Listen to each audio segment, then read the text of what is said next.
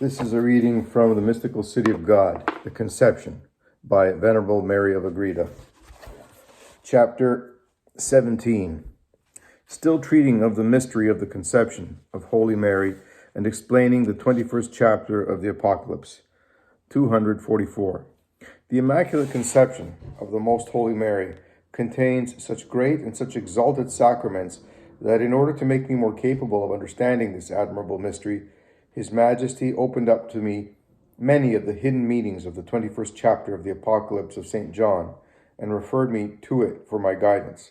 In recording some of the things which were manifested to me, I will divide this explanation into 3 parts, thus relieving the monotony which too long a chapter might entail. And first, I will give the very words of that chapter, which begins in the following manner. 245. 1. And I saw a new heaven and a new earth. For the first heaven and the first earth were gone, and the sea was now no more. And I, John, saw the holy city, the new Jerusalem, coming down out of heaven from God, prepared as a bride adorned for her husband. And I heard a great voice from the throne, saying, Behold, the tabernacle of God with men, and he shall dwell with them, and they shall be his people, and God himself with them shall be their God. And God shall wipe away all tears from their eyes, and death shall be no more, nor crying, nor mourning, nor sorrow shall be any more, for the former things are passed away. And he sat upon the throne and said, Behold, I make all things new. And he said to me, Write, for these things are most faithful and true. And he said to me, It is done. I am the Alpha and the Omega, the beginning and the end. To him that thirsteth I will give of the fountain of the water of life freely. He that shall overcome shall possess these things, and I will be his God, and he shall be my son. But the fearful, and the unbeliever, and the abominable, and murderers, and whoremongers, and sorcerers, and idolaters, and all liars, they shall have their portion in the pool burning with fire and brimstone, which is the second death. 246. This is the first chapter.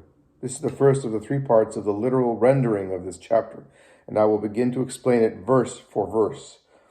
I saw, says the evangelist, a new heaven and a new earth. He speaks of the creation of Mary by the hand of the Almighty, and the formation of that material from which the most holy human nature of the Word originated.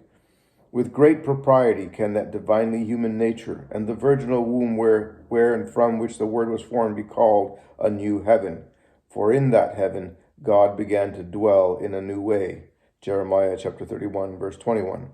Different from that in which he had dwelt before in the old heaven and in any of his creatures, but also the old heaven after the mystery of the Incarnation could be called new. For through it the novelty was made possible that henceforth also mortal men could dwell therein. Moreover, the renovation which was wrought by the glory of the humanity of Christ and that of his most pure mother was so splendid that in addition to its former essential glory, it renewed the heaven and added to it unheard of beauty and splendor. Although the good angels already dwelt there, that was a thing as of old and of yore. Therefore it was, as it were, a new event, that the only begotten of the Father should by his death restore to men the glory lost through sin, and merit for them admittance into heaven, when they had been expelled and incapacitated as inhabitants through their own fault. And because all this renewal of heaven had its beginning in the Most Holy Mary, the evangelist, in speaking of Mary, born without sin, said that he saw a new heaven. 247. He also saw a new earth, for the old earth was stained and laden with the guilt of sin and the reprobation. But the holy and blessed earth of Most Holy Mary was a new earth, without the fault or the malediction of Adam, and it was so new that since the creation of the first earth, none other was seen until the creation of Most Holy Mary. It was so new and free from the malediction of the old earth that in this blessed earth were renewed all the rest of the children of Adam. For on account of the blessed earth of Mary, and through it and in it, the earthly material of Adam was beginning to be blessed, renewed, and vivified, having until then remained cursed, and grown old in malediction. All was renewed in most holy Mary and in her innocence, and therefore the evangelist, seeing that in her this renovation of the human and earthly elements took its rise, says that in Mary conceived without sin he saw a new heaven and a new earth. He continues, 248, for the first heaven and the first earth were gone. It naturally followed that as soon as the new earth and the new heaven of Mary and her Son, the God-man, appeared in the world, the old heaven and the earth, grown old by the sin-tarnished human and earthly matter, should disappear. There was now a new heaven for the divinity in that human being, which, being preserved from sin, could furnish a new habitation to God through the hypostatic union of the person of the Word. Already the first heaven ceased to exist, that one which God had created in Adam, and which had become deficient and unfit for the indwelling of a God. This disappeared, and for it was substituted the other heaven in the coming of Mary. Then also arose the new heaven of glory for the human beings, not inasmuch as the empyrean heaven was removed, but insofar as from now on there would not be wanting the presence of men therein, who had been excluded for so many ages. In this respect it ceased to be the old heaven, and it became a new one through the merits of Christ, now beginning to shine forth in the aurora of grace, most holy Mary, his mother. Thus vanished the first heaven and the first earth, which until then was without hope of remedy. And the sea was no more, for the sea of abominations and sin, which had flooded the world and destroyed the earth of our being, ceased to exist with the coming of most holy Mary and of Christ. For the sea of his blood superabounded, overwhelming the sea of sin in such an abundance that no amount of guilt could prevail against it. If the mortals would only approach this infinite sea of the divine mercy and merits of Jesus Christ our Lord, all the sins of the world would cease to exist, since the Lamb of God came to undo them and take them away. 249. And I, John, saw the holy city, and the new Jerusalem coming down out of heaven from God, prepared as a bride, adorned for her husband. As all these mysteries had their beginning in most holy Mary, and were founded in her, the evangelist says that he saw the holy city Jerusalem, for under this figure he speaks of her. To him was given to see her, in order that he might value so much more highly, and watch with befitting solicitude over the treasure, which was confided to his care at the foot of the cross. And although nothing could ever fill up the void caused by the absence of her Son, yet it was befitting that St. John should be enlightened as to the dignity of the office which he was to assume, namely, that of a substitute for her natural Son. 250. On account of the wonderful works which God had accomplished in the city of Jerusalem, it was a most excellent symbol of her, who was his mother, the center and the focus of all wonders of the Almighty. For a similar reason, it is also a figure of the works of the Church, militant and triumphant. Both were revealed to the eagle vision of St. John, and he was shown the correspondence and similarity which those two mystical Jerusalems presented. But in an especial manner, he viewed as from a watchtower the exalted Jerusalem of the most holy Mary, in which are portrayed and reproduced all the graces, wonders, gifts, and excellences of the Church militant and triumphant. Whatever was transacted in Jerusalem, the city of Palestine, and all that it signified, together with its inhabitants, is reproduced in the most pure Mary, the holy city of God, and with a greater and more marvelous excellence than in all the rest of heaven and earth and their inhabitants. Hence she is called the New Jerusalem, since all her gifts, her greatness, and virtues are new, and are the cause of new wonder to the saints. New also because she came after all the ancient fathers, patriarchs, and prophets, and in her were renewed and accomplished all their clamors, their prophecies, and promises. New because she came without the contagion of guilt, and under a new dispensation, far from the law of sin. New because she entered into the world triumphant over sin, the devil, and the first deceit, thus being the greatest new event since its beginning. 251. As all this was now on the earth, and could not have proceeded from earthly causes, She is said to come down from heaven. Although she was derived from Adam according to the ordinary course of nature, she did not tread the well-worn paths of sin in her coming, and had been done by all, as had been done by all the preceding children of that first delinquent. For that lady alone there was a special decree of divine predestination, and a new path was opened, by which she should descend into this world with her divine Son, neither being herself the companion of any other of the mortals, nor any of them being found worthy of treading the same path as she and Christ our Lord. Thus she, as a new creature from the heaven of the divine mind, descended from the exalted spheres of divine forethought and preordination, just as the other children of Adam, derived from the earth, are earthly and tainted, so this queen of all creation comes from heaven, derived from God himself by innocence and grace. For ordinarily we say that such a one is descended from this or that house or family, since he descends therefrom as from a source of his being.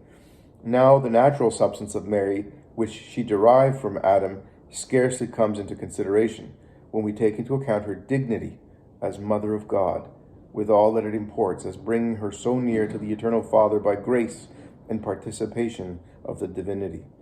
This dignity causes her natural being to appear as merely accessory and of minor importance. Hence, the evangelist directed his gaze upon that which was in her most exalted and heavenly, and not upon the insignificant part of her being that came from the earth.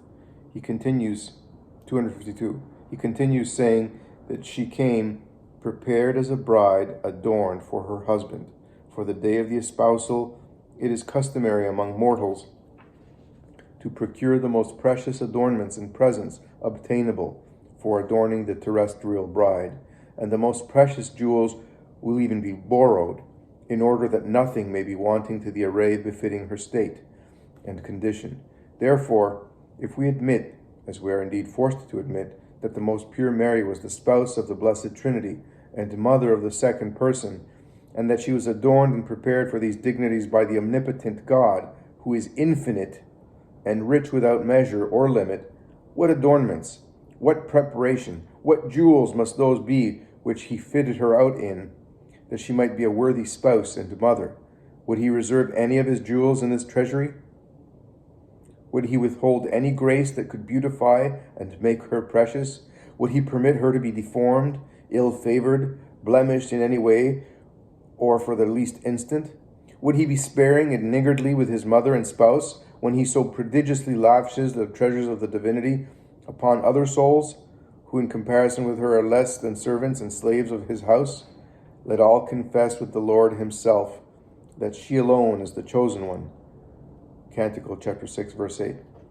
And the perfect one, whom the rest must recognize, proclaim, and magnify as the immaculate and most happy among women, of whom in wonder and with joyful praise they ask, who is she that comes forth like the morning, beautiful as the moon? Canticle chapter 6, verse 9. And terrible as the serried armies. This is the most holy Mary, the only spouse and mother of the Almighty, who descends to the world, adorned and prepared as the bride of the Blessed Trinity for her spouse and her Son. This coming and entrance was made memorable by such great gifts of the divinity that the splendor of them made her more agreeable than the sunrise, more beautiful than the moon, more exquisite and admirable than the sun, and without equal among things created. She came more valiant and powerful than the heavenly hosts of saints and angels.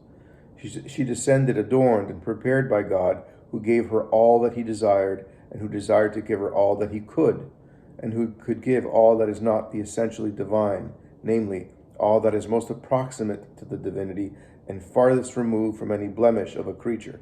Entire and most perfect was this adornment, so that all defect was excluded, which would not have been the case if in any regard she failed in grace and innocence. Without this, the treasures of grace would not suffice to make her so beautiful, since they would adorn but a distorted visage, a nature infected with sin, or a garment soiled and besmirched by guilt. Forever there would have been a stain, a shadow, and blot of guilt, which no diligence on her part could obliterate. All this was unbefitting the mother and spouse of God, and if it was unbefitting her, it was also unbefitting himself, for he would have failed to adorn and prepare her with the love of a spouse or the solicitude of a son, if, having in his possession most rich and precious vestments, he would have clothed his mother and spouse and himself in soiled and worn-out garments. 253.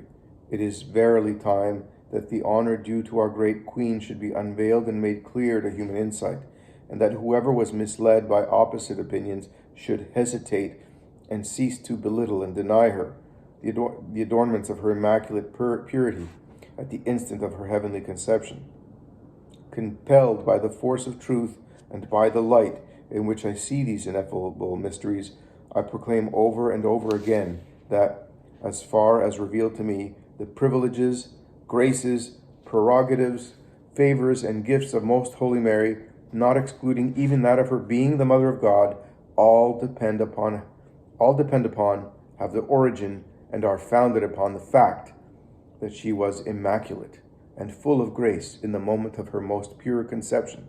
Hence, all of them would appear ill-proportioned and deficient without this favor. Like a sumptuous edifice without a solid and well-built foundation, all depend and are founded in a certain way upon the purity and innocence of her conception, and on this account it was necessary to refer so often in the course of this history to this mystery, especially when treating of the divine decree, the formation of Most Holy Mary, and the incarnation of her Most Holy Son. I will not enlarge on this, but I will give notice to all that the Queen of Heaven so esteems the beauty and adornment given to her by her Son and spouse in her purest conception, that she will be correspondingly incensed against those who with evil intention and obstinacy try to despoil her and debase her in this point, while her Most Holy Son had deigned to show her to the world, thus adorned and beautified for his glory and for the encouragement of the mortals. The evangelist proceeds, 254, and I heard a great voice from the throne saying, Behold, the tabernacle of God with men, and he shall dwell with them, and they shall be his people, and God himself with them shall be their God. The voice of the Most High is great and strong, sweet and efficacious, to move and draw toward him all creation. Such was the voice which St. John heard proceeding from the throne of the most blessed Trinity, and which caused him to pay perfect attention, in order to understand thoroughly the mystery which was then shown to him. He was privileged to see the dwelling of God among men, and that he lived among them, that he was their God, and they his people. All this was contained in the mysterious figure of Most Holy Mary, descending from heaven in the form I have described. Since this divine tabernacle of God had now come to the earth, it followed that God also dwelt among men, for he lived and remained in this tabernacle. It is as if the evangelist had said, the King has taken possession and is holding his court in the world, and for no other reason than that he might remain and dwell on earth, and in such manner that from this tabernacle he was to assume the human form, in which he was to be a dweller among men. In it was to be their God, and they his people, as the inheritance of the Father, and also for his mother. We were the inheritance of the Father to his Son, not only because in him were all things created, and because all was given to him through the eternal generation, but also because he redeemed us as a man, clothed in our human nature, buying us as his people, and as the inheritance of the Father, and making us his brethren. For the same reason, namely on account of his human nature, we are the legitimate inheritance of Mary Most Holy, since she gave him the form of human flesh, by which he purchased us for himself. She, being the mother and the spouse of the Blessed Trinity, was also the mistress of all creation, which she left as an inheritance of her only begotten. For the human laws are founded on right reason, and therefore need not be invalid in the divine order of things. 255. This voice proceeded from the royal throne through an angel, who with a sort of holy envy seemed to me to say to the evangelist, Behold, and see the tabernacle of God among men, and he shall live with them, and they shall be his people. He will be their brother, and he will assume human form in this tabernacle, Mary, whom thou seest descending from heaven by her conception and formation. but we can answer with equal joy to these heavenly courtiers. Indeed, the tabernacle of God is with us, for it is our tabernacle, and in it God becomes our own. He will receive from it life and blood, which he offers in purchase for us in order to make us his people. He shall live in us as in his dwelling and habitation, since receiving him in the holy sacrament, we are made his tabernacle. John chapter 6, verse 57. Let those heavenly spirits be content to be our elder brothers, less in need than we. We are the frail little ones, who must be strengthened and regaled by our father and brother. Let him come to the tabernacle of his mother, and to us. Let him assume human form in her virginal womb. Let the divinity be encompassed and live among us and in us. Let us hold him in our midst, in order that he may be our God, and we his people, and his resting place. Let the angelic spirits break forth in wonder and praise at such great marvels, but let us mortals enjoy him, uniting with them in praise and love toward him. The text continues.